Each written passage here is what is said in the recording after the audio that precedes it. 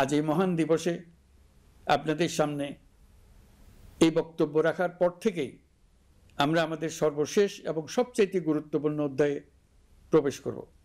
আমরা এবার একটা নির্বাচিত সরকারের কাছে দায়িত্ব হস্তান্তরের প্রক্রিয়া শুরু করব। অন্তর্বর্তী সরকারের পক্ষ থেকে আমি প্রধান নির্বাচন কমিশনারের কাছে চিঠি পাঠাবো, যেন নির্বাচন কমিশন আগামী রমজানের আগে 2026 সালের ফেব্রুয়ারি মাসে জাতীয় নির্বাচন অনুষ্ঠানের আয়োজন করেন। আপনারা সকলেই দোয়া করবেন যেন সুন্দরভাবে নির্বাচন অনুষ্ঠান করে এদেশের সকল নাগরিক একটি নতুন বাংলাদেশ গড়ার কাজে সফলভাবে এগিয়ে যেতে পারে। আমরা সরকারের পক্ষ থেকে এই নির্বাচন যাতে সুষ্ঠু, শান্তিপূর্ণ এবং উৎসবমুখরভাবে সম্পন্ন করা যায় সেই জন্য সকল প্রকার সাহায্য সহযোগিতা প্রদান করব। এবারের নির্বাচন যেন আনন্দ উৎসবের দিক থেকে, শান্তি শৃঙ্খলার দিক থেকে, ভোটার উপস্থিতির দিক থেকে, সৌহার্দ্য ও আন্তরিকতার দিক থেকে দেশের ইতিহাসে স্মরণীয় হয়ে থাকে। সেই জন্য সকল আয়োজন সম্পন্ন করতে আগামীকাল থেকে আমরা সকলেই মানসিক প্রস্তুতি ও প্রাতিষ্ঠানিক আয়োজন শুরু করব। নির্বাচনে ভোটারদের সম্পর্কে দুই একটা কথা বলতে চাই। এবার আমরা প্রবাসী ভোটারদের ভোট দেওয়ার আয়োজন নিশ্চিত করতে চাই। অর্থনৈতিক দিক থেকে সম্পূর্ণ বিধ্বস্ত বাংলাদেশ যে আবার দ্রুত ঘুরে দাঁড়াতে পেরেছে তার বড় কারণ হলো আমাদের রেমিটেন্স যোদ্ধাদের ঐতিহাসিক অবদান। নির্বাচনে তাদের অংশগ্রহণ নিশ্চিত করার জন্য নির্বাচন কমিশন প্রস্তুতি নিচ্ছে। নারী ভোটাররা যেন দেশের সর্বত্র নির্দ্বিধায় আনন্দোৎসহ সহকারে তাদের ভোট দিতে পারে এটা নিশ্চিত করতে চাই। এবার যেন কেন্দ্রে কেন্দ্রে নারী ভোটারদের ঢল নামে, আমরা সেই লক্ষ্যে সমস্ত ব্যবস্থা গ্রহণ করব। দেশের মানুষের ভোটাধিকার কেড়ে নেবার কারণে গত 15 বছর ধরে নাগরিকবৃন্দ ভোট দিতে পারেনি।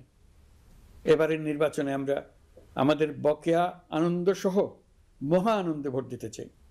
এবারের নির্বাচনে জীবনে প্রথমবার ভোট দিতে যাবে এরকম ভোটাররা নানা উৎসবের মধ্য দিয়ে ভোট কেন্দ্রে যাবে, তাদের এই দিনটি স্মরণীয় করে রাখার জন্য। এর মধ্যে নতুন নারী ভোটার থাকবে, নতুন পুরুষ ভোটার থাকবে, এর মধ্যে এমন ভোটার থাকবে যারা 15 বছর আগে থেকেই ভোট দিতে পারত কিন্তু জীবনে একবারও ভোট দিতে পারেনি।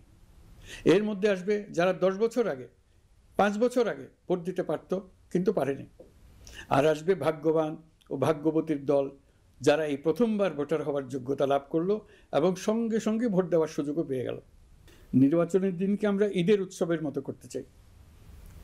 এবারের ভোটের আনন্দ থাকবে সবার মধ্যে। আপনারা সবাই বাচ্চা কাচ্চাদের নিয়ে ভোট কেন্দ্রে যাবেন। নাগরিক অধিকার প্রয়োগের মহা আনন্দ পরবর্তী বংশধরদের কাছে তুলে ধরার জন্য এখন থেকে প্রতিদিন আলাপ আলোচনা করুন। আপনার এলাকায় ভোটদান ব্যবস্থা কেমন হলে সুন্দর হয়, কেমন হলে আনন্দমুখর হয় সেটা আগে থেকে ঠিক করার জন্য নতুন বাংলাদেশ গড়ার কাজের ভিত্তি রচনা হবে এবারের নির্বাচনে। তার জন্য প্রস্তুতি নিন।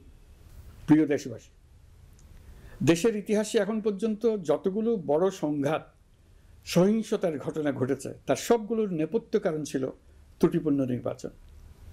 ত্রুটিপূর্ণ নির্বাচনের মধ্য দিয়ে কোনো দল যদি গায়ের জোরে নির্বাচিত হয়ে ক্ষমতায় আসে তার চূড়ান্ত পরিণতি কি তার জুলাই অভ্যুত্থান আমাদের দেখিয়ে দিয়েছে।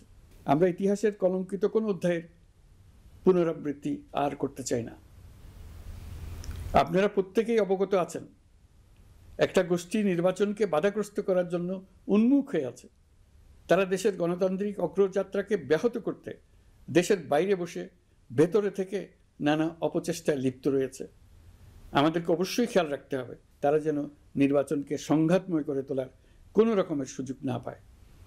মাথায় রাখবেন, পরাজিত শক্তি নির্বাচনের আগ পর্যন্ত বারবার মাথাচাড়া দিয়ে ওঠার চেষ্টা করবে, কিন্তু একটি অবাধ, সুষ্ঠু, নিরপেক্ষ নির্বাচন সফলভাবে আয়োজন করা গেলে অপশক্তির পরাজয় চূড়ান্ত হবে।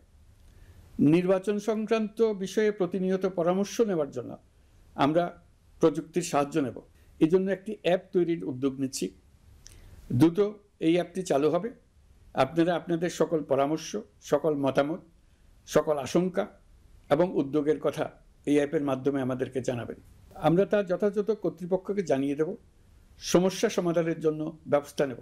রাজনৈতিক দলগুলোর প্রতি আমার আহ্বান থাকবে, আপনাদের নির্বাচনী ইশতেহারে আপনাদের প্রতিশ্রুতি, প্রতিজ্ঞা, পরিকল্পনায় কোনো কিছুতেই যেন তরুণরা বাদ না পড়ে, নারীরা বাদ না পড়ে।